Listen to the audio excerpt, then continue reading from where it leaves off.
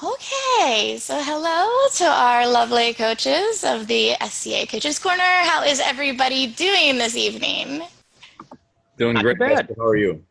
I'm doing well. A little apology to everybody that attempted to watch this tonight live. Unfortunately, technology was not cooperating with us, and we've had the brilliant minds here all trying to troubleshoot.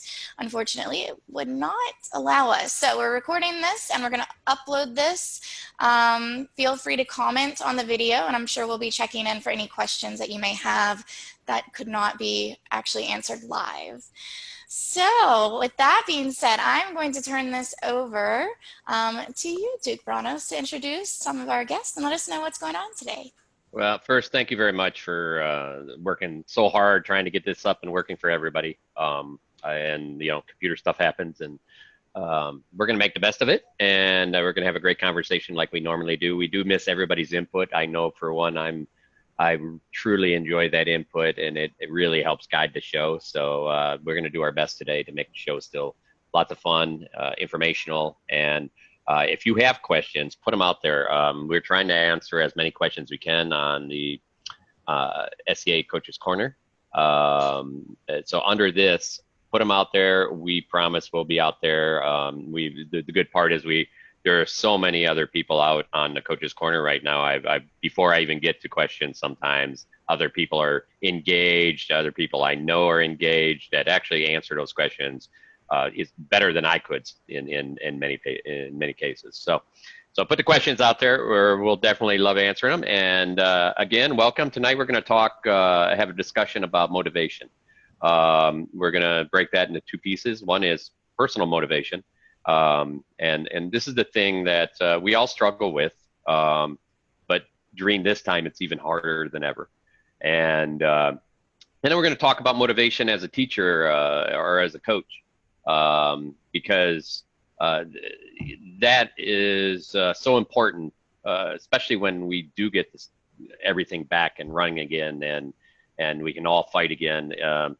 Things are going to be different. We're going to have to really work hard and dig deep, and that being able to motivate others is going to be critical to getting back to where we were, and using all the hopefully with being healthier, at least physically sometimes for some people, and being more intelligent about things since, if you've had a chance to watch a lot of the things that we've seen pop up over this time on things like Zoom here, like we were doing. So first, I'm going to go ahead and we'll go through our introductions. Viscount Tristan, you want to go ahead and quickly introduce yourself? Sure. And I apologize for the camera. I'm having some issues with my camera, so I'm using the laptop one. It's a little grainy.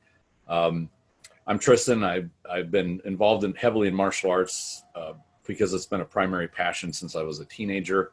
The SCA was a major part of that, and I did that for 25 plus years. And I shifted that into Aikido, and I now have a dojo where I teach students. And I really was interested in this topic tonight because motivation was a major factor for me all through my SCA career.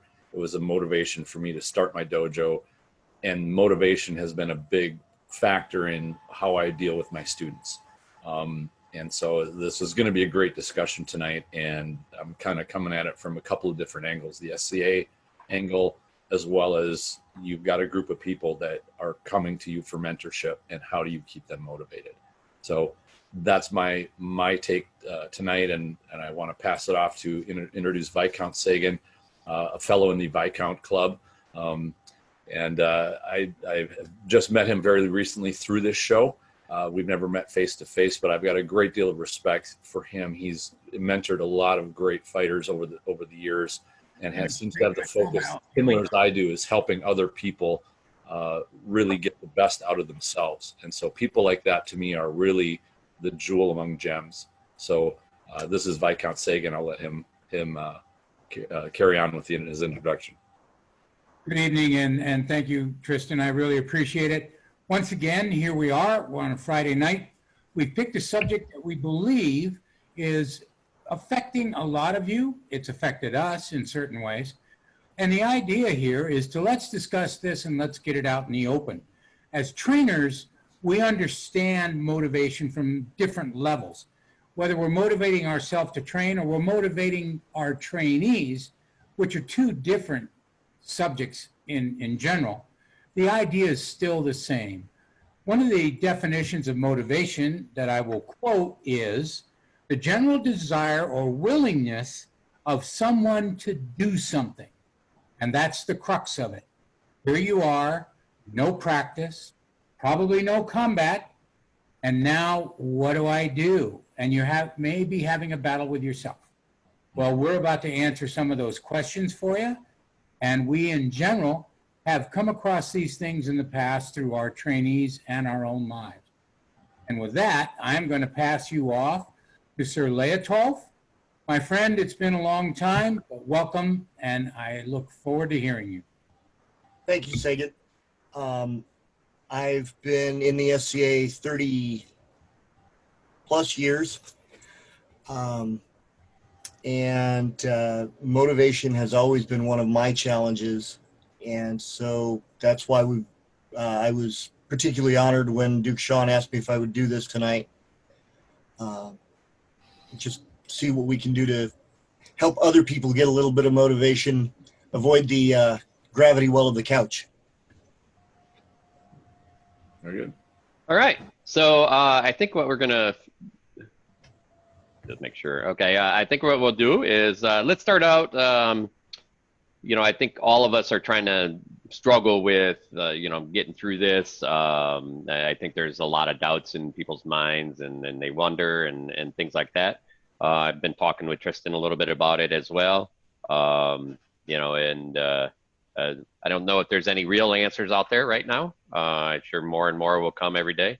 But the big piece right now is that I think, today's episode is to at least get past a lot of those questions and work on things to just make yourself better. So, but Tristan, let's talk a little bit about,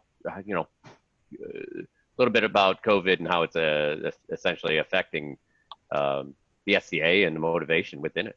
Sure. When we were talking just before the technical difficulty we were struggling with, it's like, remember the old days when all we had to worry about was trying to get somebody to come to a practice? Like that seemed like grand old days where that was the motivation of you'd call them up or you talk to somebody and they say, hey, rather than sitting home watching a movie, why don't you come to practice? And this is where, from a personal side, I'd have people come to me and they'd say, well, sometimes when practice rolls around, I don't know how to get my butt off the couch and actually get to a practice. And the trick I would use with them then was say, all right, every time you have the opportunity to go to practice, write down on a piece of paper what you did instead, whether you stayed home and you were having a pizza, and over about a month or two, get a list together and say, all these things are more important to you than going to practice and improving your prowess. So just get in your mind where this priority is. And I think that's, if you do that, you get to know yourself more. Now, I'm one of those people that was really passionate. I went for years and years and years without ever missing a practice. I'd literally skateboard to practice across town to get into somebody else's armor to fight because I wanted it that badly. So for the people that were kind of half-hearted about, well, I kind of want to be good at SCA fighting, but I don't know, I like watching movies and doing other things too. Like, that was the typical picture of what was a motivational problem. Now we've got a whole different issue going on. Like, there aren't practices, there aren't tournaments, all those things have been taken away. So I just want to put that on the table, is like, we're dealing with a whole different set of challenges here. But the underlying motivation is, how badly do you want to do that thing? How many of those things are you willing to put down on your list, to put at the top of the list? I want to get good at fighting. I want to be in armor and fulfill my dream of armored combat, or doing what I want to do more than other things. And with COVID, it's one of those things of, everybody has their own personal view of how much risk do I want to go through to live my dream. and to be realistic about putting that risk in balance with their passion, because that's life in general, is balancing out what are the risks of that I'm going to do what I want to do versus my passion to actually do it. Everything is a, what do they call it, a risk reward balance. And initially, you know, I know that the message with COVID had a lot of fear to it. Everybody got totally scared, and it was, you know, a knee-jerk reaction. But now that we're 100 and some to almost 200 days into this, it's going to be getting to that point where people realize, okay, what's the truth of the dangers of the health issue versus living a life, you know, not buried in a hole in their basement. And we can't judge one another for each other's choices. Everybody has their own choice to make. And that's kind of what I wanted to bring about in terms of the basis of that motivation part. Having had many people come to me over the years, and they would always say, well, you know, I want to get into fighting, I want to be good at it, but they never had the motivation to actually go and train and get in their armor and actually do the work. Well, there's no shortcut to say, well, I want all the benefits of fighting and being good at fighting, but I don't want to have to spend the time to actually get there. And for those people though that said, you know, I don't care how long it takes, I don't care if I've got to work hard, I don't care if I sweat or if I get bruised or what it's going to take, I still want to do it. And I found that you can not impart that passion on somebody. They either have it or they don't have it. The best you can do is be an example of, I've done it, here's what you can do if you do what I do. And you gather people to your passion, and you gather them to your ability to do things. And this is why I think breaking this discussion into the two parts, what do you do yourself first? Because you can't take care of other people until you take care of yourself. If you motivate yourself and you say, I'm going to do this, I want to be active, you make that decision and you'll gather people of like mind to you. If somebody is so afraid that they don't want to leave their house, that's their decision, that's cool, but you can't put a bunch of motivation into their lap and motivate them. I think I think you're nailing it. You know, you nailed it on the head. I think some people will some people have already formed little groups of, you know, what they're calling bubbles, and started practices, you know, and some of them, you know, that's built on trust, and you know, these bubbles aren't just SCA bubbles. These are people that just want to be together. These are family bubbles. And, you know, in our scenario, the SCA sometimes extends, you know, we have that SCA family, and it extends that, but that bubble is formed with trust, and you have to be able to make sure that you fit in that. First thing I would say to everybody is, you know, everybody needs to be careful. And if you have conditions that you know, especially if you have conditions that have that could hurt you, you know, you really have to be careful on, you know, making good decisions. And we're not here to make those decisions, like Tristan said. We're not here to make those decisions for you. All we're doing is we are gonna hopefully help motivate you too. I mean, you know, even being at home and making sure it's like, hey, Friday night, I'm gonna watch these guys every Friday night, right? You know, it's that kind of learning that can go on, and you know, a better understanding of anything you do is gonna help in the long run, because you'll have a clearer vision when you come back. Right. And just so you know, we feel that every Friday. Mm-hmm. We're here, we're ready, and we want to do the best that we can do for you. Mm-hmm. And some of that is answering your questions. Some of that is making a presentation like this where you're not here. However, you will view this later, so while we're speaking, we are acting as if you are here, and we will do our best to answer questions that we feel relevant and that we feel will help you. Yep. So I think we have an example of somebody that, you know, and thank God we have a guest that's an example to somebody that's be able to stay motivated pretty much by themselves, but give a lot back to the community. You know, I think just, you know, maybe jumping into why you started doing what you're doing Leotuhlf. Sorry if I hacked your name apart. Say it right for everybody. Leotuhlf. Leotuhlf. So literally, I have been running a Zoom Pell session starting at 4:30 Pacific every day since April 1st. And if anybody wants, ping me. I'll send you the ID and the password. We're happy to have as many people as we can get.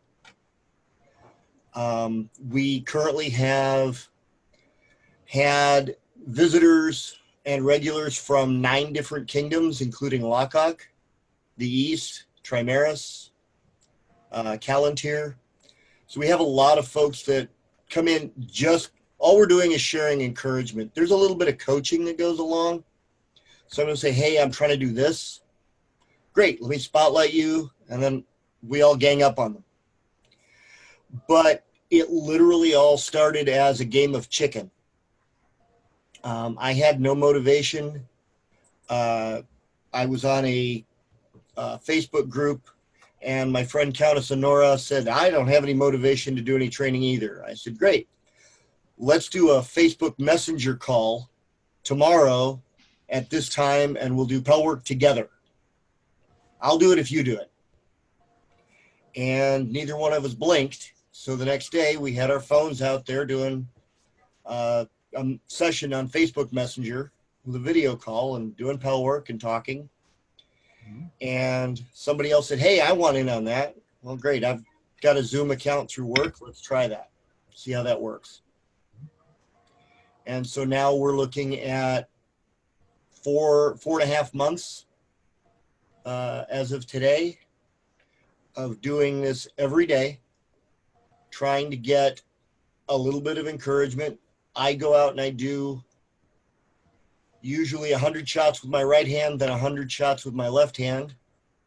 Thank you, Duke Radnor, for that. And then I do another 100 shots of R&D. How do I get from here to here? How do I get from here to there? Different people put in different amounts. I try and stay out there for about 45 minutes just in case we get latecomers. But it's literally, at this point, it's guilting myself. You know, if you don't go out there, these people who are kind of counting on you will miss you. Mm-hmm. Okay, guess I need to go out there and do that. Well, I mean, and you know, the cool part about that is obviously it's gone, and this is what we have in a society normally when we don't have this going on, and that is, I'm there, so why aren't you? So you know, it's that extra pressure, and you know, I'm lucky enough. I have a really large fight practice I've been running over 30 years, and that's the name of the game. You know, we post names of everybody that goes to every fight practice, so everybody can see who was at fight practice. We take a funny picture at the end so everybody can see that it's fun as well. And that's how we get people to come. And that's how we motivate people to come in those cases. Good part, and that's a group scenario, so we're going to go back and touch on the personal motivation. You know, I think one of the big pieces about personal motivation is how do we find that, right? And I think that's where everybody's looking for. You know, I think there's a lot, you know, obviously we got, for you, we got a fight practice that at least people are going to, and you can get interaction and even some help from. That's one thing that's there that people have available, and I think that's the piece is we have to find things that are available, and then commit to them, and especially if you're getting something out of it. You know, the best part is if I wasn't getting something out of the local fight practice when we do have the SCA, and I don't want to go, I was pretty much done, right? Mm-hmm. And now with this, you can go almost anywhere. Mm-hmm. You have so many options. You have so many options to learn. I mean, as you think about this, you know, how many times could you sit in and listen to a bunch of top dukes around the society in all different places talk about how they fight and break down a fight and talk about the things they know and what they're passionate about and give you insight. I mean, that just, you know, unless you're standing in the same place or on the same field as that guy, maybe you'll get that time.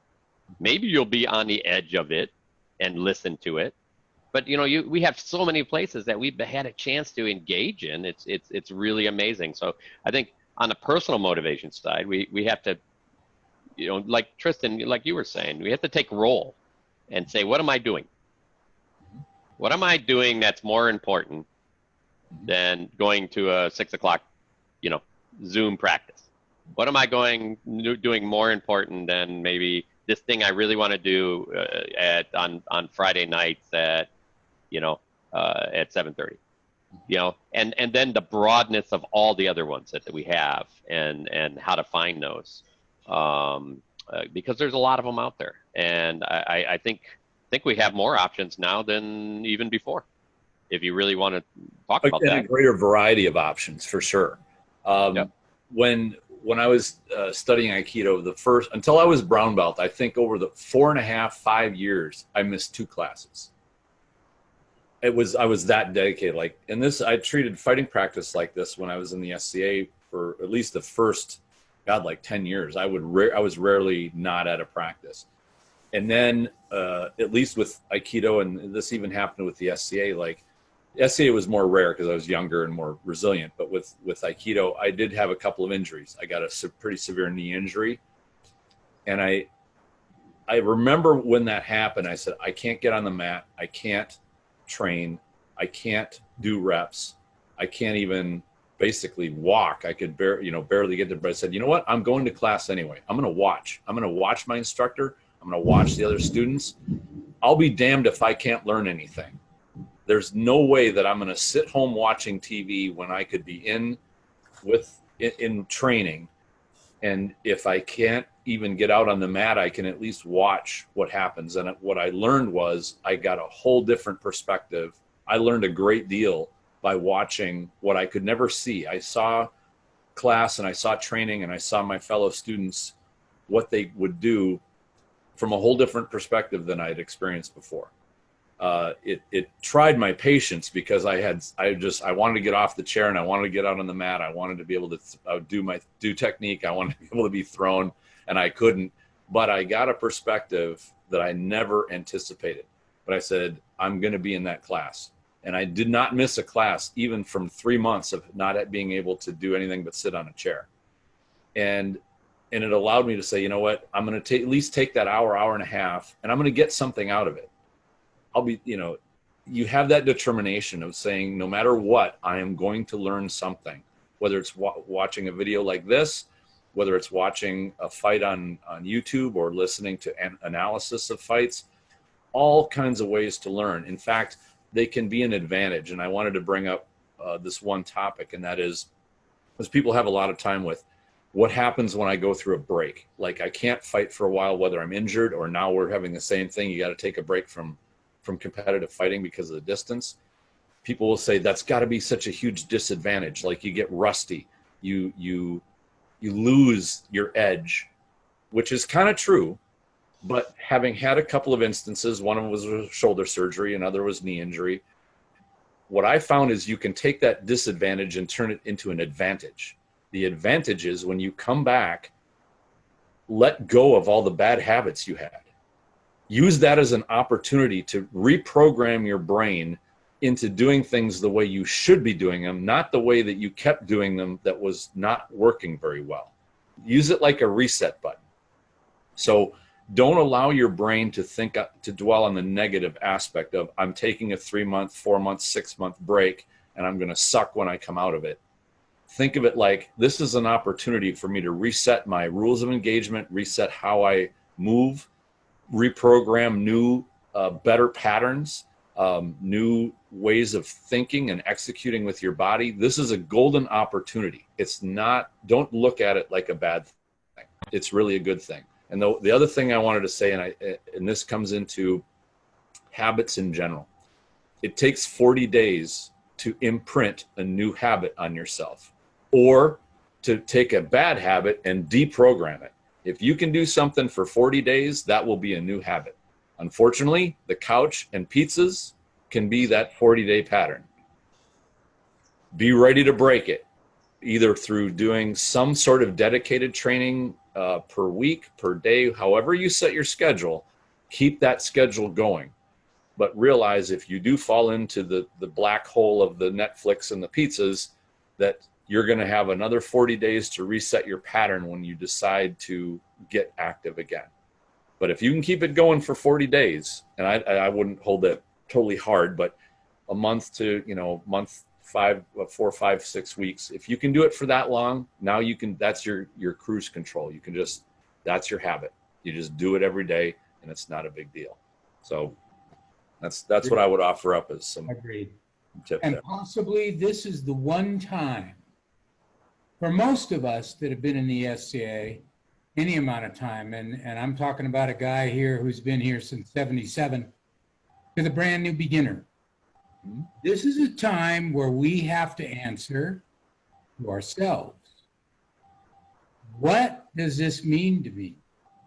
What positives can I employ now that will aid me and benefit me going forward?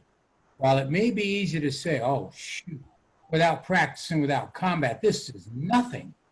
If I can't do those, why would I do anything? And that would be one way to look at it. On the other hand, you could say, okay, I don't have practice and I don't have combat. What can I do now that will benefit me going forward? And there's a lot of other aspects to this other than just doing pel work and things like that. What about your diet? What about your nutrition in general, right? What about hydration? What about working out? How's your strength training going? Reaction timing is going to be one of those things that's going to be affected the most. You're not going to have practice and combat to hone those. So what can you do to hone that all on your own, right? You're not going to have an opponent. You're going to have a pel. Maybe you have an opponent that, is okay, but it's not the top 2%er that you're used to working out with. Make do with what you have. One of the biggest things that's going to affect this, and we've talked about this before, is real life. There's a lot going on. You've got family members, you've got teammates, you've got, your uncle in Poughkeepsie, whatever, right? There's a lot of stuff going on that you need to keep track of. The other thing that all that stuff does is it affects you mentally. And ultimately, it can affect you physically. So the idea here is try and take control of as much as you can and put it into a positive. Instead of saying, I have to go do pel work. No, I get to go do pel work. And instead of saying, I don't have time today, set up a plan. Each day, maybe there are days in the week where you don't even have 15 minutes to do anything. Okay, that's great. But the other days, what about those? Is there 20 minutes here, half an hour there, 2 hours on a weekend? Take advantage of those. Those in a positive nature will affect your motivation and will affect the mental side of your life in general. Getting a positive out of something is a great thing, right? We've talked about that before. No, you can't go to practice for 2 hours. No, you can't fight 15, 20 people at that practice. No, you can't train with your knight or your trainer. Okay. Converse with them. Find out what sort of things they recommend for you to do. Put yourself a plan together and keep track. Log these things. Put, journal things. This worked great today. This really sucked today. Today I didn't do anything because I didn't feel like it. Okay. Right? But you do have to answer those questions. I've written a whole bunch of stuff down. Part of the toughest thing for beginners will be, I just started and now I'm doing nothing. Well, again, reach out to us. Reach out to others in your area. Maybe put up your own, virtual fighter practice or fighter discussion group in your area. And just get together once a week or every other week and talk about it. How are you doing? How are you dealing with this? It's a mutual support kind of thing, but it's also getting stuff off your chest. So motivation. Okay. I, as a trainer, I can train you. I can educate you. I can partially motivate you, but I cannot dedicate you. And the other part of motivation is all on you. But once again, I know I'm like a broken record here. We're here. Let us know you need assistance, and we will assist. Well said. Very well said. All right, so I think we're covering a lot of points, and I think a lot of this comes down to really finding the things that are important to you. We all have control over our lives, and we have more control over our food than ever before, because before it was so easy. We have better ways to get fit, to watch our diets, to really find and make time, because you don't have as much time anymore that maybe you were spending with friends. So it's not something you have to do every day. It's something that you have to find and make time to, so that you've committed, and that that you have actually done something to further your goals. That's the biggest part. And Sagan, you hit the nail on the head with the new people. Those are the people, all of us, we've been doing it for so long. It's like when it comes back, I'm going to still be here. I know I loved your fundamental on hydration, and I started hydration about a year plus ago. Ended up and working out and doing all that stuff. Went and dropped about 55 pounds. That's stronger than ever, and I got bad shoulders. I mean, when I say bad, I have no cartilage in one shoulder, so we had that on another call.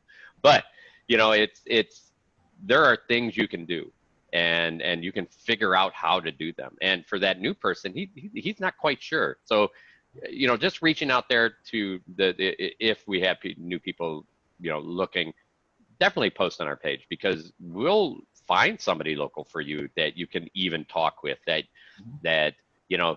somebody to help you. And I tell you the truth, all of us will help you. Think about things. I think we all can think about, hey, what's broken in my armor kit? Have I looked at my armor lately? How about washing it for once?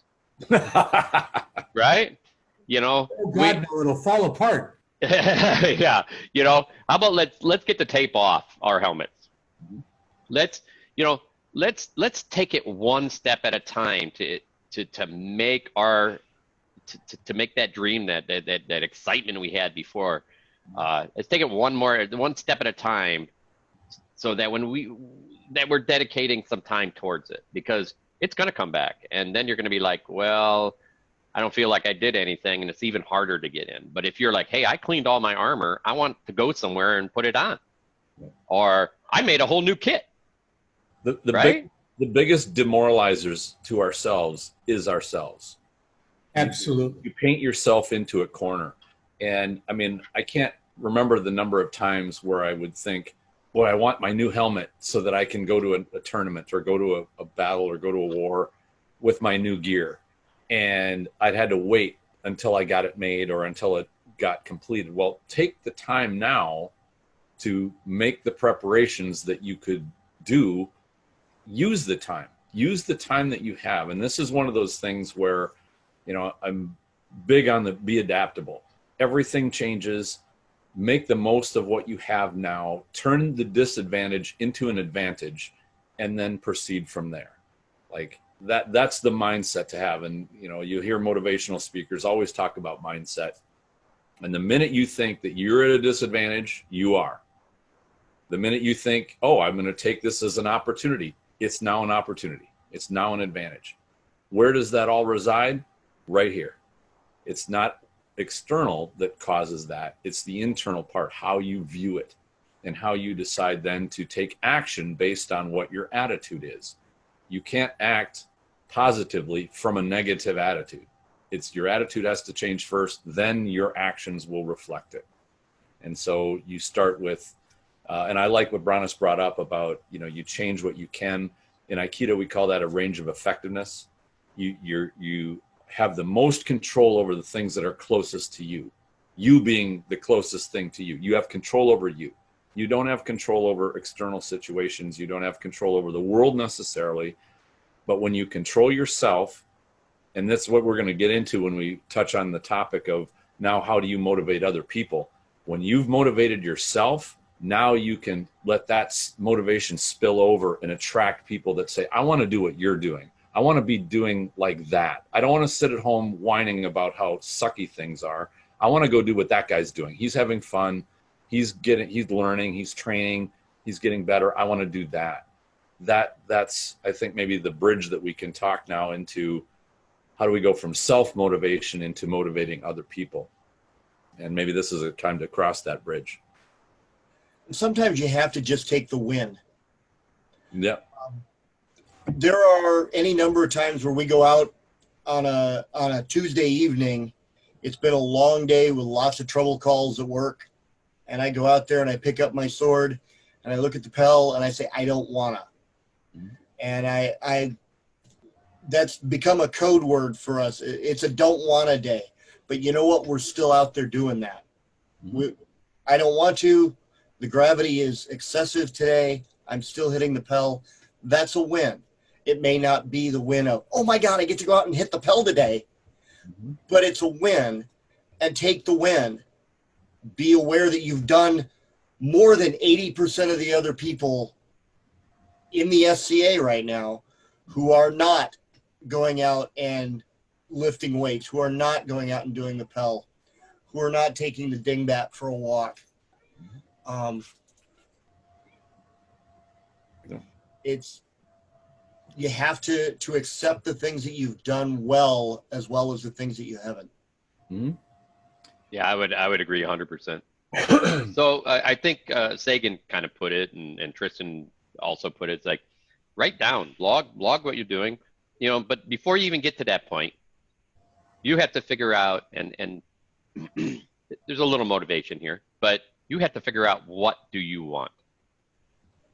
You know, stop sitting in and feeling bad for yourself because you can't do something. Because we just mentioned a bunch of things you could be doing, right? There's situations that you would never have a chance to do any other time, and may not if you don't take advantage of them now, because your time will get full, and you know then it's harder to find time to go sit on someone interviewing, you know, Uther or Al-Anon or whatever, or breaking down a fight between Sean and Uther or any of those things. You won't get that insight, or you may not have as much time to look at or watch a YouTube video about it. But you do now, and you know, the first thing you have to do is look at yourself and say, you know what, I'm done feeling sorry that I don't have the SDA, and I don't have my fighting guys, and I don't have all my friends around me, and say, what am I going to do? Because you have to get motivated to help them, right? This is where Tristan's coming from. Once you get to a place that's like, you know what, I will figure out what I really enjoy, and then I'll share that with the other people. Mm-hmm. And maybe add, and when they know you're watching, maybe a video, they'll jump on and peel off on a side and talk while the video is going, and talk about what's going on, mm-hmm. right? Because that's what you do at practice. So there's ways to do that, but you have to make that commitment. And then once you make that commitment, you know, write it down. Here's the things I want to do. Don't put a list of 50 things where you're doing something every day. Start with one thing. Put it on the top of the list. Here's the one thing I want to do. Start doing that. If it's interesting, you know, you're gonna have to maybe give it a little bit of time. But if it's interesting, then keep doing it. And then say, you know what? You know, they talked about these other things. I want to go check out an episode of that. Check it out and say, I want to do that. Now you got two things you want to do. I want to go do Pell practice, right?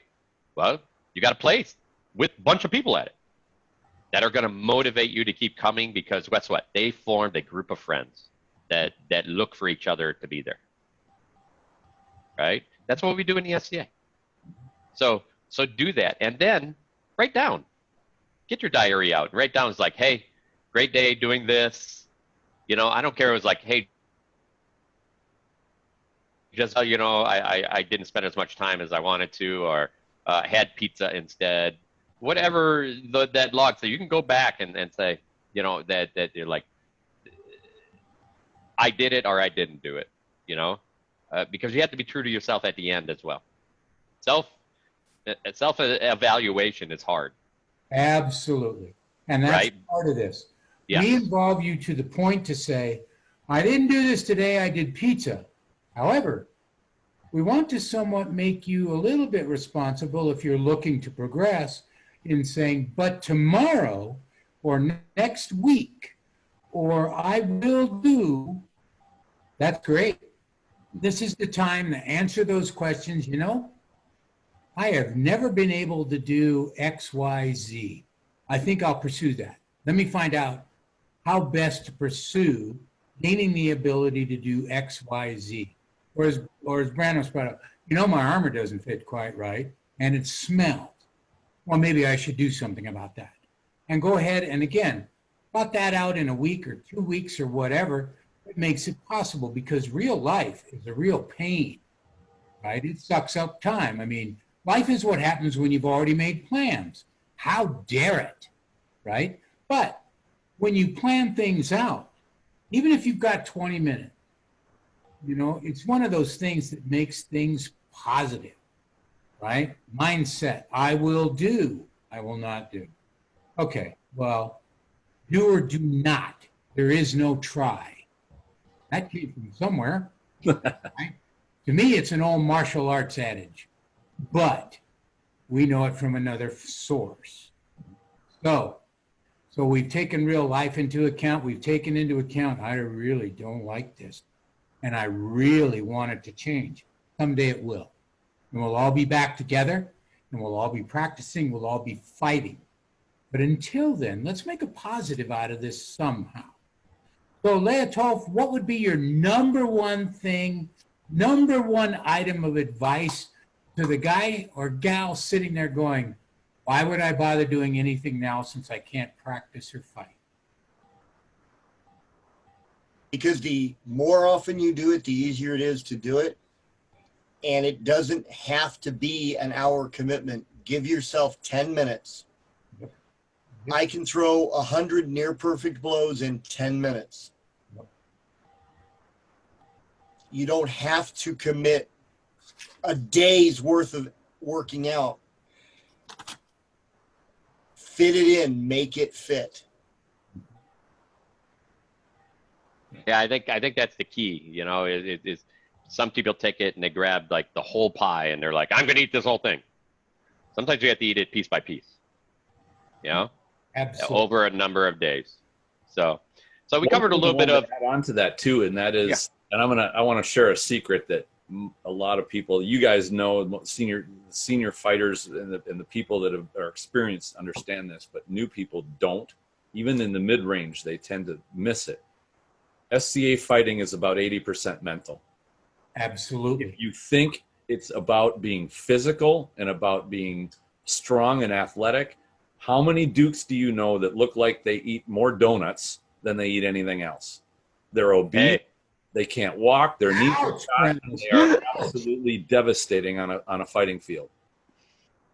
Honest to God, SCA fighting is not about how athletically fit and capable you are. It's about how you mentally put together your fight. And we've talked about that on previous episodes where how do you analyze fight? How do you set up, you know, breaking things down? You watch, you know, Rongwald or Brannos fight, or, you know, any of these Dukes, they're not running around doing incredible athletics. In fact, they will first to admit you're wasting so much energy by doing that. Don't do that. Fight smart, not hard. You don't have to be a physical phenom in order to fight well. So if you take the 20% and say, all right, I'm going to spend 20% of my training time on the physical part, and I'm going to spend 80% of my time figuring out what the hell should I be doing? What should I be not doing? What are my rules of engagement? How do I read opponents? How do I do these things? And those you can learn from videos that we've already hosted about how to break down opponents, how to deal with feints and fakes, how to read opponents, how to, you know, and we're going to get into more detail in the future on that stuff. But realize that that comes not just from putting on your helm and going out and getting bruised up and delivering blows. Yes, you get some from that, but there's an aspect to studying fighting smarter, not just harder. And I tell all my Aikido students the same thing. I say when you come to this class, you're going to be doing some physical stuff, but 80% of it's going on up here. And in an hour, I can make your brain numb because it's been overloaded with so many different things. And there's a saturation point. So as an instructor, as a coach, as a teacher, you don't want to oversaturate a student, but what's going on, the mental part of learning is the mental part. It's not just my body's exhausted. So when you realize there's a great amount you can do to study that 80%, the majority of fighting, without having to be physically exhausted. And just physically exhausting yourself is not going to get you that 80%. So that's kind of the secret, just to realize that you can do a lot and prepare yourself to learn with these new, all this new content that's being out there for Dukes and experienced fighters sharing their insights about how to think about fighting. It may not make sense to you right now. You might think, "Oh God, I hear this. I don't even know what I'm hearing." Well, if you go read Musashi's Book of Five Rings, I challenge anybody to read that and make heads or tails of any of it. Most of it goes right over your head until you have some experience, and then you say, "I know what that means now." You read a passage, you go, I now I get it. Before that was completely over my head, and now I understand, I think, what he's talking about. True, and you may have to read it multiple times and read the chapters out of order. Exactly. The thing is the more experience you get, the more sense Musashi Kinsei will make. I guarantee it. Absolutely.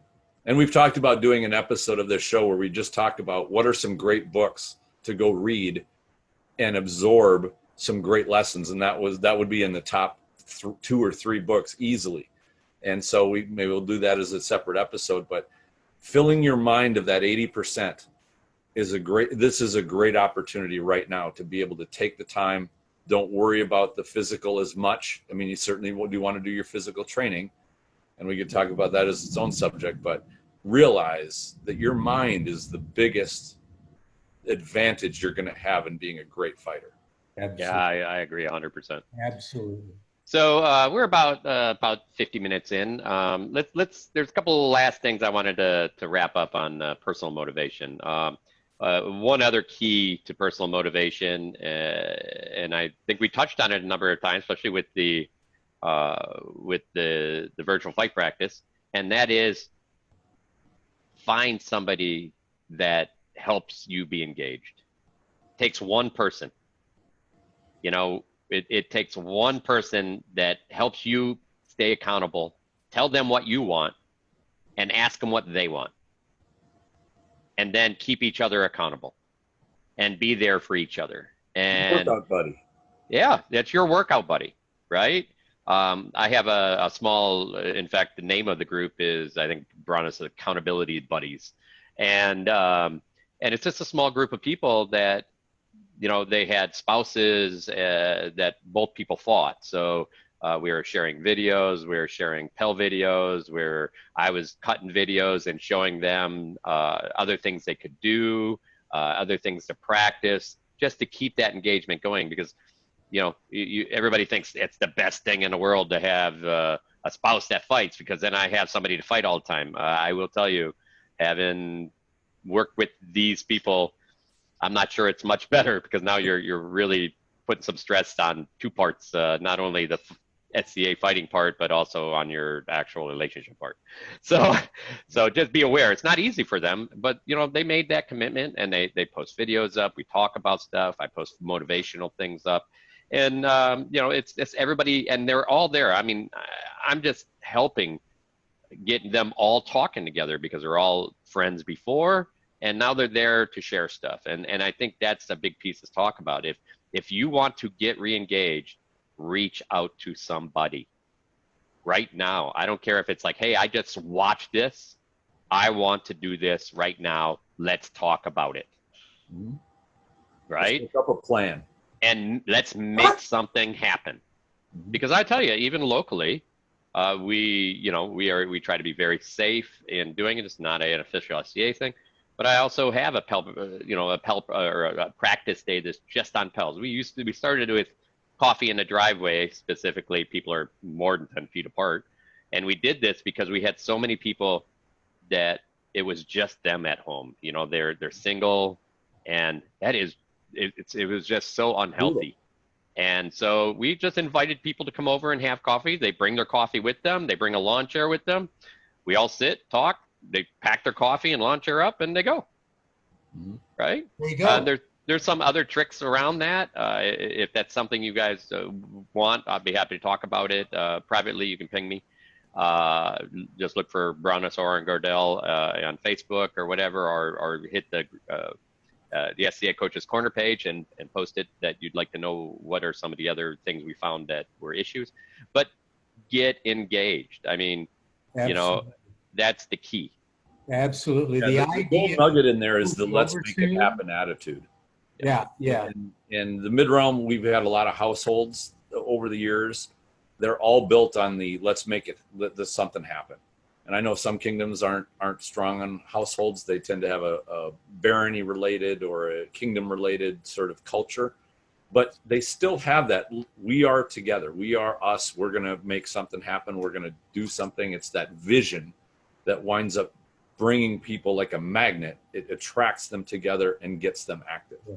And that to me is that golden chalice is the thing that is the glue behind all of that. Right. And if you start it with 4 people in a driveway, perfect. Yeah. Yeah. And then we expanded that to Pels. We have multiple Pels now that are, 10 feet away from each other, and they can come and do that, and you can actually talk and from distance still tell them what's going on, show them a shot and say, okay, now you got to do this. Absolutely. Right. And the thing about that, we can do that remotely. Yeah, and are, right? We can work on that remotely. Yep. But one of the main things for me is the idea of this will be over soon is long gone. The idea has been replaced with we're all in this together. So what can we do together? It's boundless. It's boundless. But it does take some effort. There's no doubt in that. Yes. For each of you, you have to answer the question, what is my motivation? Lock onto that. Answer it multiple ways, and it will be a positive for you. And again, we're accentuating the positive. Take that positive and make it do for today, tomorrow, the next day, and the day after that. The other thing I would say finally is we, Coaches Corner, the coaches themselves, we are here. Task us. We're ready, willing, and able. Right. And so, I think with that, bridging into the topic of how do you motivate a group, have that same attitude. Have the attitude of, I want to help you. If you're ready for help, you want the help, you want to do this, we'll figure out a way. Let's get together and talk about how we are going to do that and get you where you want to be. And so what I would like to do, Tristan, is ask everybody, and we'll start with you since you were talking. And this is the last piece on kind of before we break into the teacher one that we're just like edging right onto it right now anyways. How about individuals returning to fighting? I mean, so Tristan, what would you think are some things that people should, think about when they do return to fighting? From the individual standpoint or from the coach's standpoint? Individual. From the individual. Firstly, I'd say give up the idea that I like the shoshin, the beginner's mind, is when you come back, don't let yourself attach to what you were doing before, whether you were had say many years of experience and you say, I was really good and I'm going to come back, I'm going to be rusty and I'm going to suck and I'm not going to like that. And it's going to nag on my brain.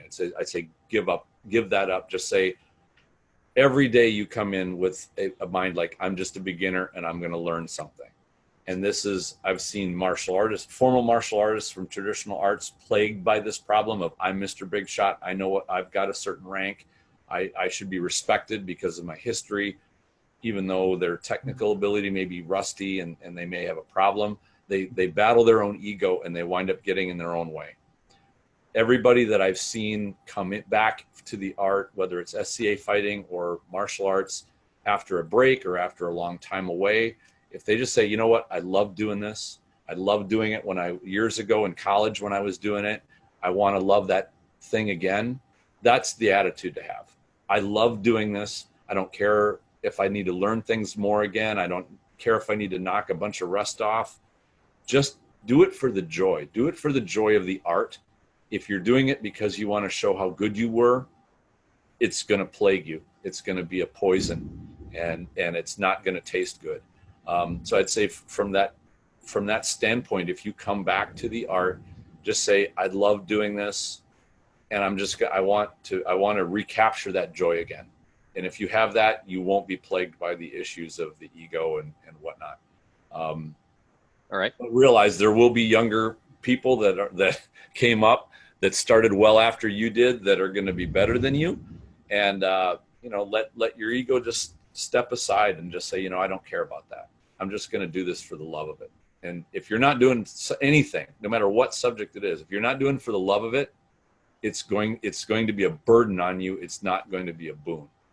And life is short. Why do stuff you're going to torture you? Absolutely. All right. Who wants to jump in next?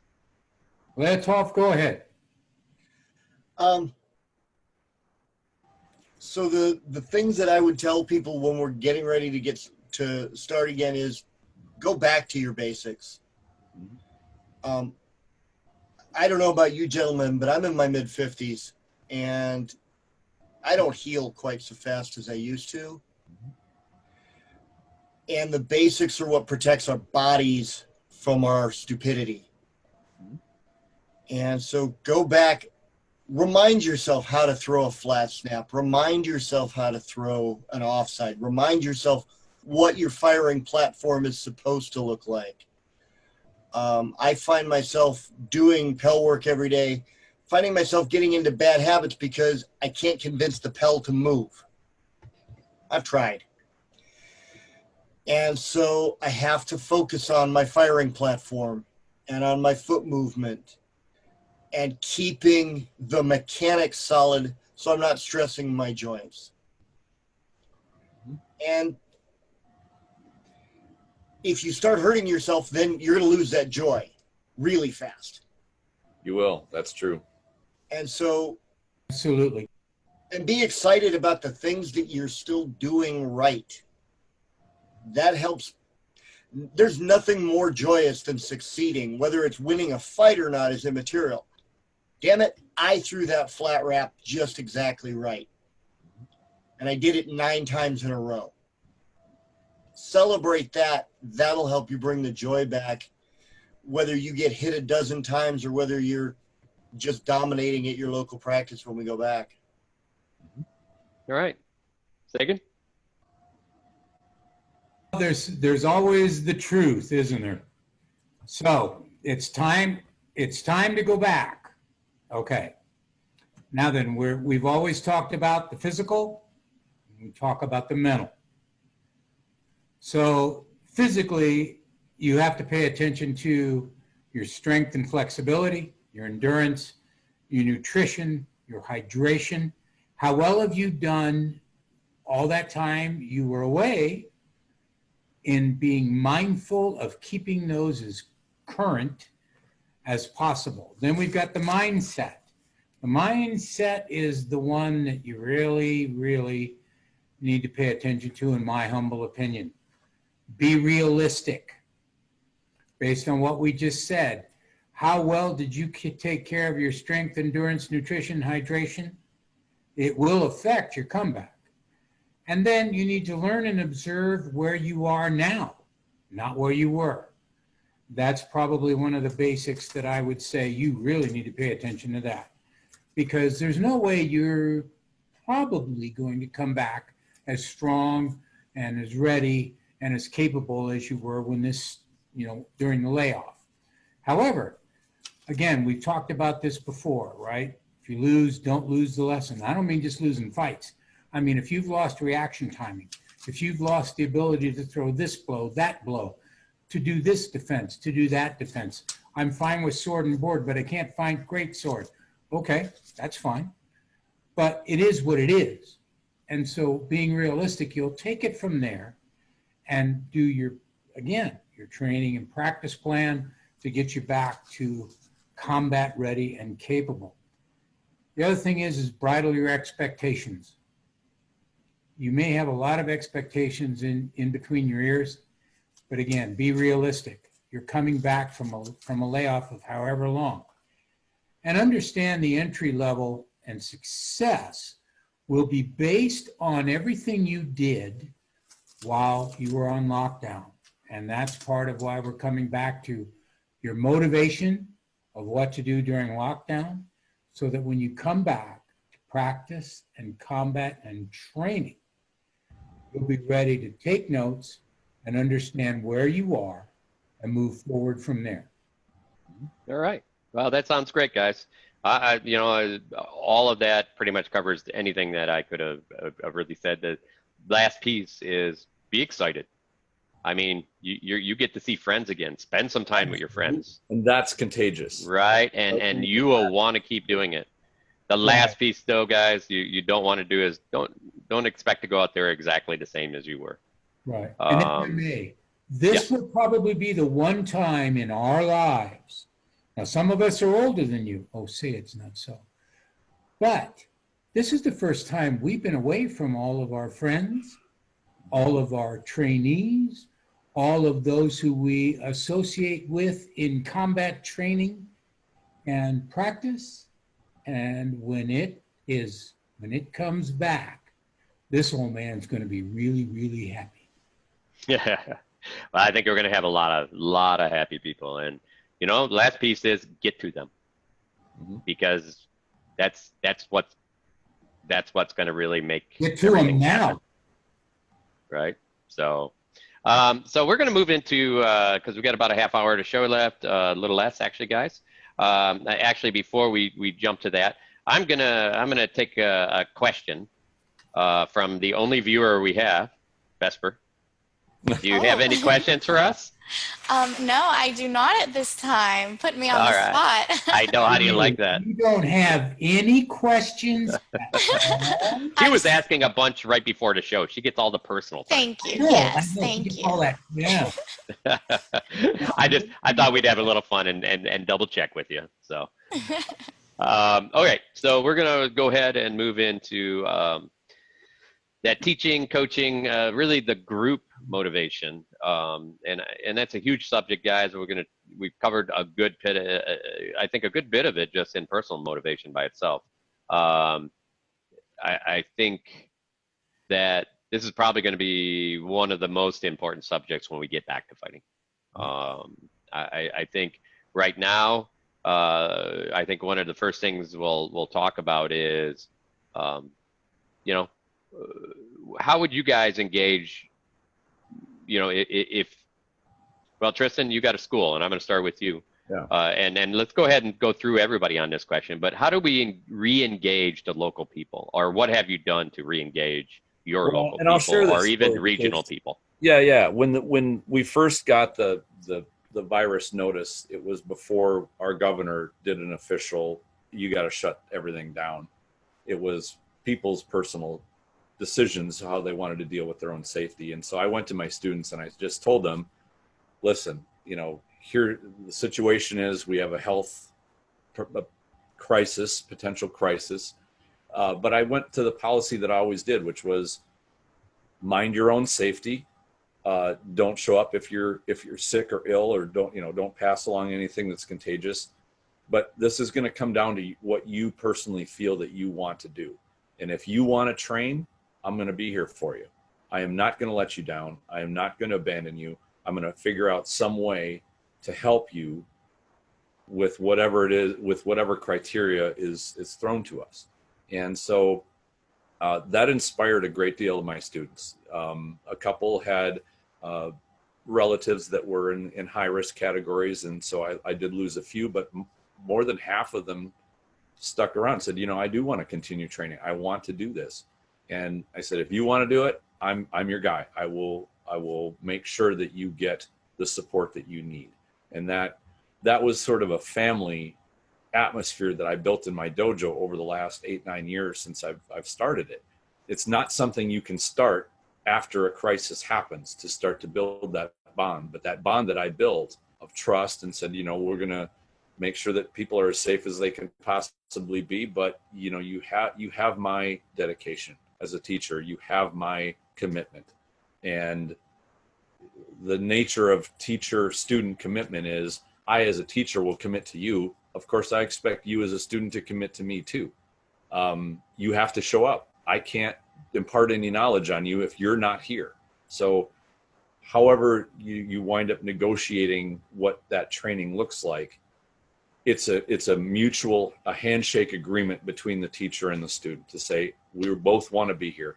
And from a teacher standpoint, from the mentor standpoint, you have to make sure that there is zero hesitance, that student knows that you are there for them, that you will do everything in your power to get them where they want to be.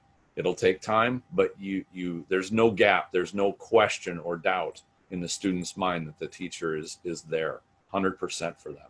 And so that's the approach I took with my students. And it saved my dojo. Had I just said, you know what, I'm gonna give up and pause it, everybody walk away, it would have been a disaster. And what I've seen from other dojo owners, 50 to 80% of them look like they're going to shut down permanently. It's going to devastate the martial arts business in a massive way. And I think it's going to hit a lot of activities in a massive way. And it's just because it's easy to give up on things. It's so easy to just say, oh, it's too much. It's too difficult. I'm walking away. I can't handle the stress. But if it all comes down to that commitment of the teacher to the student. If that bond is strong, then you'll find a way. And I think that's the key, is that find a way, right? I mean, I think at first, I think a lot of people just kind of like, okay, this will be over soon. And I think we're being more creative now and still, living through some of the safety pieces and by the rules set in place by each states and so on. And there are ways, and like you said, it's everybody's choice, and that's the big piece. And it's also, if you set rules in your bubble or in your dojo or anything, and you're like, then it's your honor to live by what that person set in place.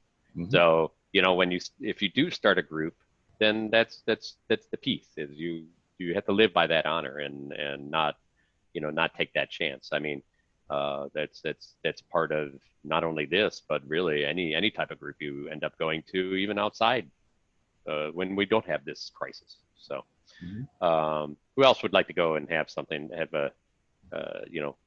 kind of that same idea of re-engaging your local people?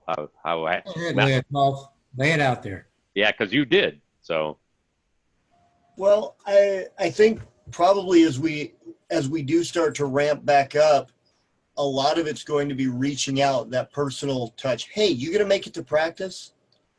So, in the normal course of things, when we're actually fighting, I run practice on Sundays at the park across the street from my house.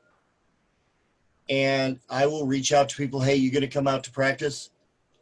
What do you say after practice, we grab a burger? I'll throw stuff on the grill. Reaching out to them and giving them more than just, let's whack each other with sticks, but let's be that family. Let's spend some time just catching up. Be able to find that common ground. And just for me, the easiest thing is for me to say, I'm going to be at the park at noon. Who's coming out to play with me? Don't leave me here by myself. And that's one of the ways that I've been motivating people for years just to come out to practices. Yep. I'm going to be sitting under this tree unless somebody comes out to try and hit me with a stick. And after I get done sitting under this tree, I'm going to go home and I'm going to throw some burgers on the grill in the back. So if you want a burger, you got to come show up and at least chat with me. You don't have to hit me, but yeah. Make the practice of going to practice. Yeah. There's at one of the places where we used to practice in Santa Cruz, there was a sign, because we practiced in a CrossFit gym. It was our nightly indoor practice. And there was a sign that said, motivation will only get you so far. Discipline will take you all the way. Absolutely. We get people getting excited, and I imagine that practices are going to be packed for the first 2 months. Oh my God, I haven't been able to practice. Let's get out there. And it's going to be on us to keep that excitement, to keep that momentum going. In fact, that's an episode we wanted to cover, which is how to create a healthy group practice. And I think that from the practices I've attended, some of them are really good. Others are, it just seems like walk in, put on your armor, hit, pack up your armor, leave. And that it's hollow. It doesn't have that camaraderie. And I think that that's going to be a great episode when we talk about the opportunity. I think you're absolutely right. As people start getting, I'm done with sitting in my living room. I want to go out and do something. SCA practices, when they start up, are going to be a prime thing. So when they get going again, they should be something that's beyond just getting hit and hitting people and getting in armor. There should be a camaraderie thing. And I think people will be glad. They will, if there's a silver lining to this black cloud, people will appreciate the company of other people. They will appreciate friendships more because they've been deprived of them. I think that is going to be in the cards. Unfortunately, until we get that, we've got a bit of a mental health crisis to deal with people being lonely, feeling isolated, not supported. I love what Sagan said about, reach out to us. We want to help. We want that camaraderie as much as everybody else does. And as a teacher, I'll tell you that staying with my students and teaching them has been a grounding part for my soul. SCA fighting was always a moving meditation for me. It allowed me to center myself, calm myself. It allowed me to channel the frustrations and get them out. And Aikido's worked the same way. As much as I love hitting people with sticks, throwing them on the ground is even better. But that's part of what I need, what my soul needs to feel calm and to deal with life. Without it, and I think a lot of SCA fighters are like that. It's not just a physical activity. It's an expression of a part of them that needs to be expressed. Yes, we are so looking forward to getting back to this. Mm-hmm. And we will. Absolutely. There are some cautionary tales there. Safety first, of course. Absolutely. How do you feel? What is your measure of safety? Importantly, what's the measure of safety for your spouse, children, family members, your grandparents, your grandparents? Taking that all into account, you will have an answer as to what you are willing to take on. I'm willing to go to one practice a week, one practice a month. I will go to this. I will not go to that. I won't go to events for however long. What am I capable of? Am I capable of only training at this point? Am I capable of practice? Am I capable of combat? And be realistic in answering those questions, because the outcome will be measurable for you in the fact that you will take that and move forward with it. And again, gauge your expectations. Allow the trainers, allow your friends, allow whoever you deem worthy of the title of trainer, tutor, coach to assist you. Don't go in there and say, well, I'm going to be able to do this, that, and the other thing. Go in there and find out what you are able to do. Work with others to understand where they are now with no judgment. Hey, before, Bob, you could really hit. Now you're all, come on, man. No, none of that. This is a brand new start for every one of us.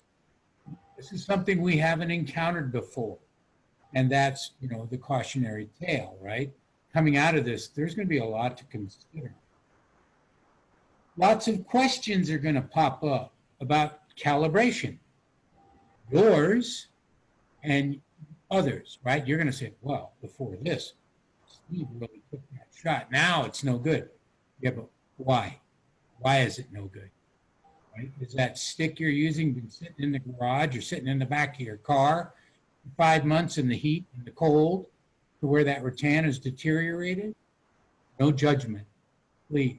No judgment. That would be my biggest hint.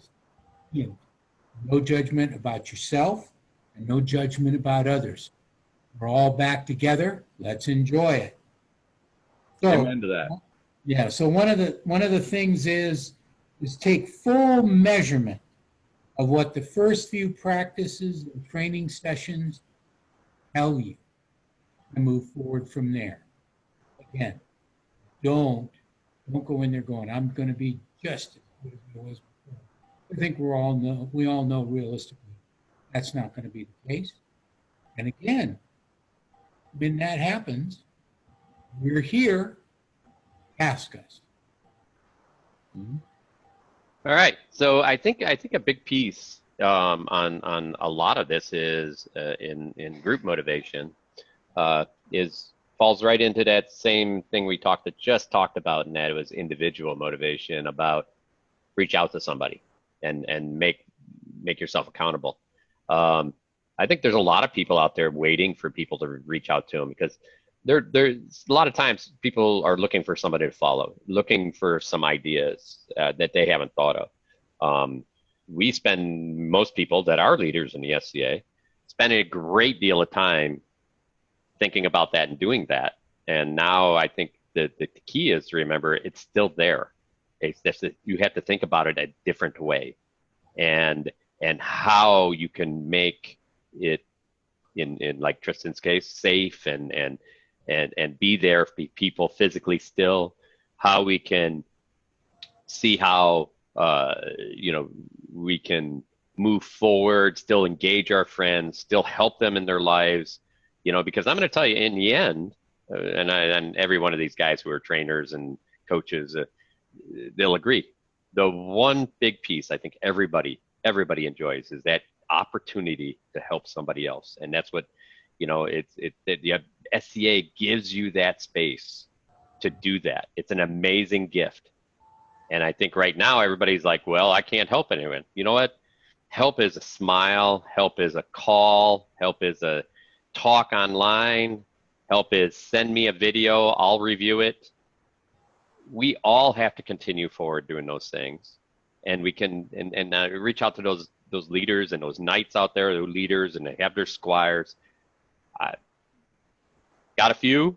I can tell you right now that the one thing, you have more of an opportunity now, even if you have remote squires, to be engaged with them than ever before.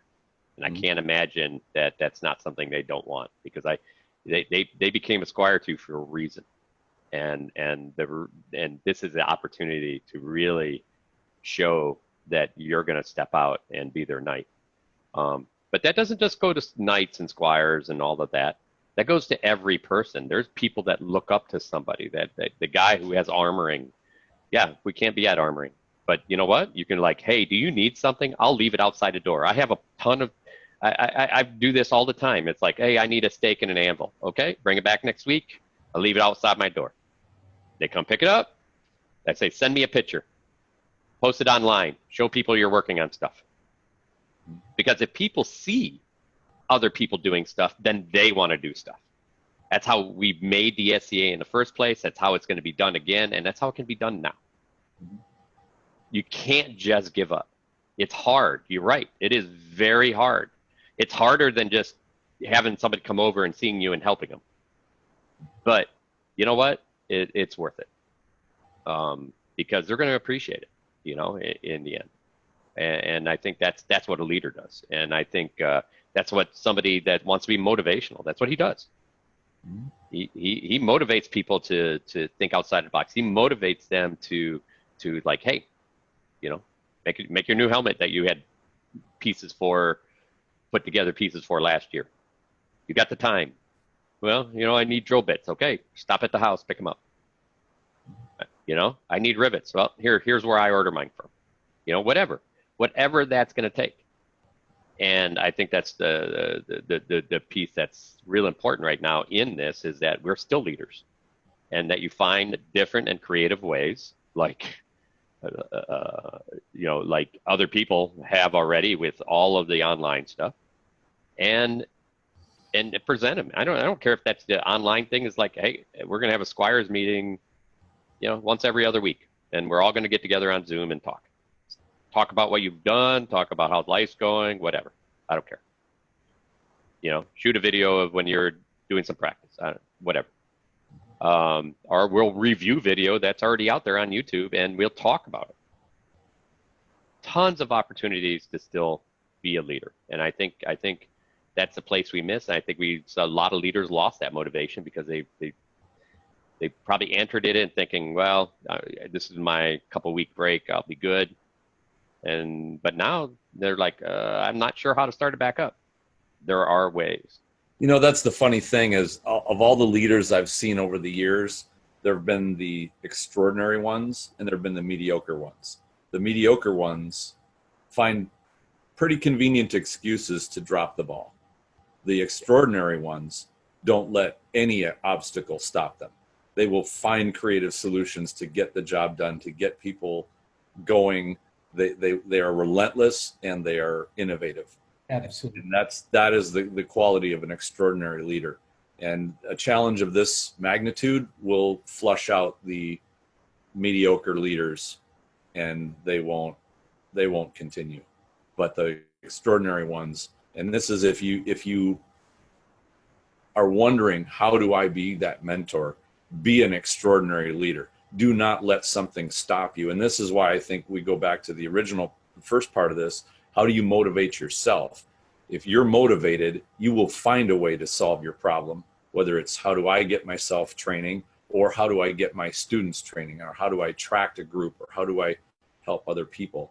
Don't let yourself rest with that excuse list of I'd rather eat a pizza, I'd rather sit and watch Netflix, I'd rather, and those are ones we kind of pick on as being sort of easy excuses. But, we all have our own lives of I need to go to my brother's birthday, I need to go to my son's baseball game, or whatever. Those are perfectly valid excuses. It's not like you need to give up an entire life to do this. Balance out your life obligations, the things that are important to you. But if this is important to you, you will make these things happen. And so I wanted to mention that just because all of the people on this forum have dedicated themselves to helping people they've never met before who just want help. And that's a very respectable, noble thing, because it's that important to a coach, to a trainer, to a teacher. The student is very, very important, and we will make time for you. But if you want to get to that point, if you want to be that teacher, the leader, the mentor, take it that seriously. Don't let it be a low-level excuse down below, enjoying a movie while you have a drink. And that's going to be a mediocre leader, and we don't need any mediocre leaders. We need good ones, extraordinary ones. Yep. And if you are a mediocre, become a good one. Exactly. Right. Yep. And there will be times where there's reasons, as Tristan just said. There will be times where there's reasons, and there will be times where there are excuses. Mm-hmm. The less excuses you have and the more realistic you are, especially with your trainer, your tutor, your coach, then that's great. Because sooner or later, if too many excuses show up that don't sound like reasons, your BS meter is going to peg. Mm-hmm. Yep. And that will affect your relationship. Yeah. Being in the martial arts is one thing. This is a martial art, and it can be treated that way. And when you're a trainee or a student, however you want to look at it, just tell us what's going on. We're realistic. Yeah. All right, guys. We got about 5 minutes left. Let's look at wrapping it up. Sagan, since you were just talking, why don't you go ahead and give your last thoughts?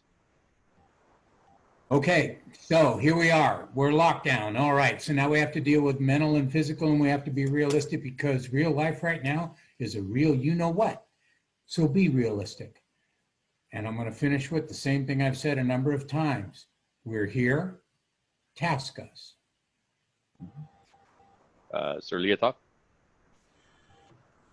When you're looking for that motivation, if you have to look outside yourself, that's okay. It's all right to get a little bit external with this thing. We can't make it by ourselves right now. If we don't have each other, we're not going to get there.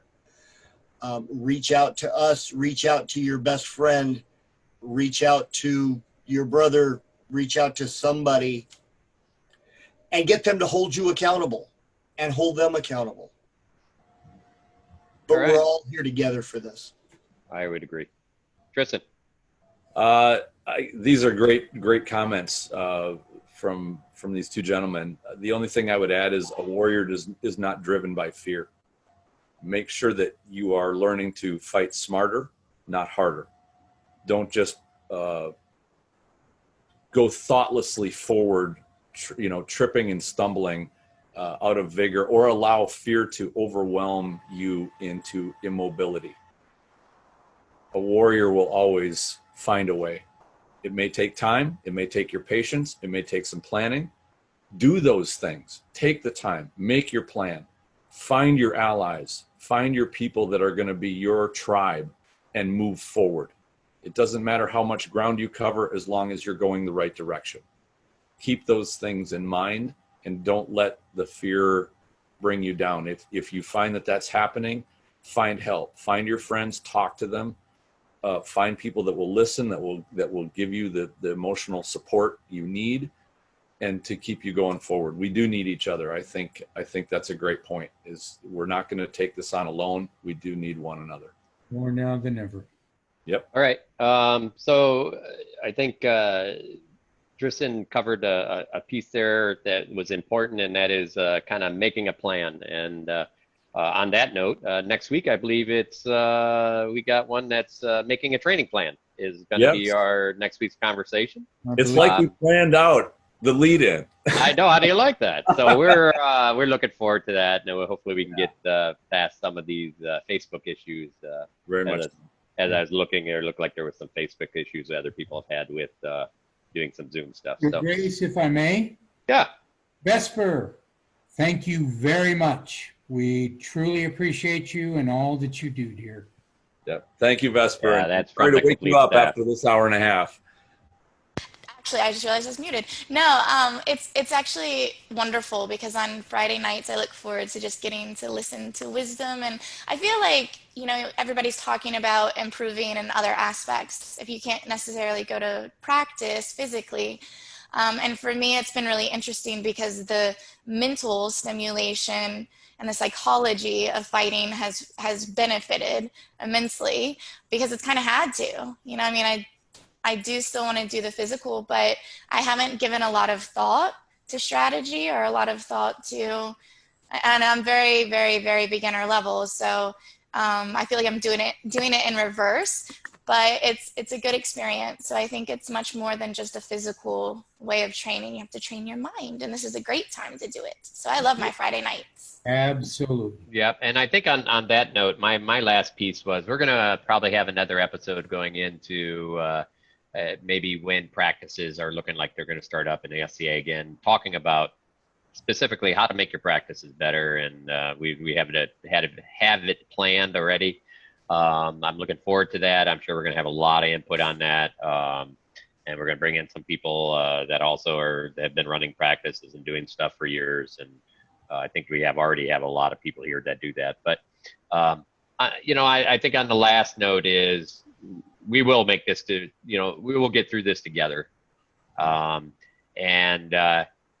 use the resources that are out there. There's more resources than ever. I mean, listen to Vesper just say. I mean, she's maybe learning it in a reverse order, but she's learning.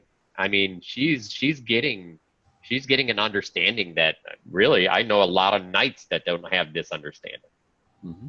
So there are opportunities out there. You just have to make that commitment, and you have to get motivated. You have to motivate yourself.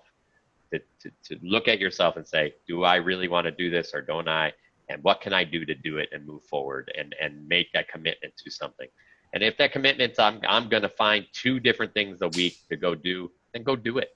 I don't care if that's one is go outside in the backyard and hit a pell, or if it's, hey, I'm going to attend some online class, just do it. Because when you come back, you will be better. Yes. And you may be losing an opportunity because a lot of these people that we have are going to be busy. Some of these Zoom things are going to fall off. And this is your best opportunity to get an insight that maybe you won't ever be able to get. So Actually, make time. Could I just elaborate on that point? Because that is a fantastic point. What I've found throughout all things, including my Aikido instructor, everybody's got a gap of time where they're into an activity or they're into their teaching, training, whatever. Life happens like this, and then something happens, they no longer do it. If you have the opportunity to learn from somebody, take it. It might not be here in 2 or 3 or 4 years when you say, I'm going to come back to this. Yeah.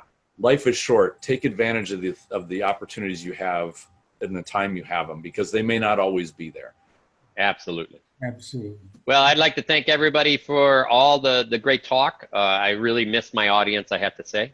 Yes. But we'll have them back, and hopefully everybody, I sure did get, you know, a lot of good insight from you guys, just listening to you guys, to tell you the truth. That's one part I love about this, is I get every week to get some great stuff. So thank you very much.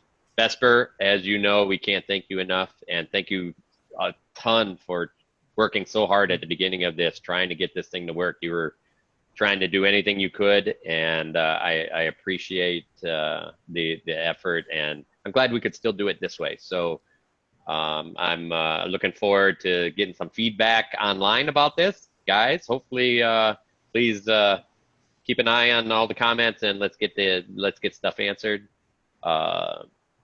Sir Leotuhlf, thank you very much for joining us. I hope we get to have you back again soon. Thank you. Yes. And we'll talk more about Michigan stuff later. You betcha. Well, gentlemen, thank you so much for being here tonight with us. And All right. this recording is going to be uploaded, but hopefully next week we'll be live again. Fingers crossed. And if not, we will just make do with what we can. All right. Well, we'll figure it out. Yes, we will. Have a lovely evening. Yeah. All right.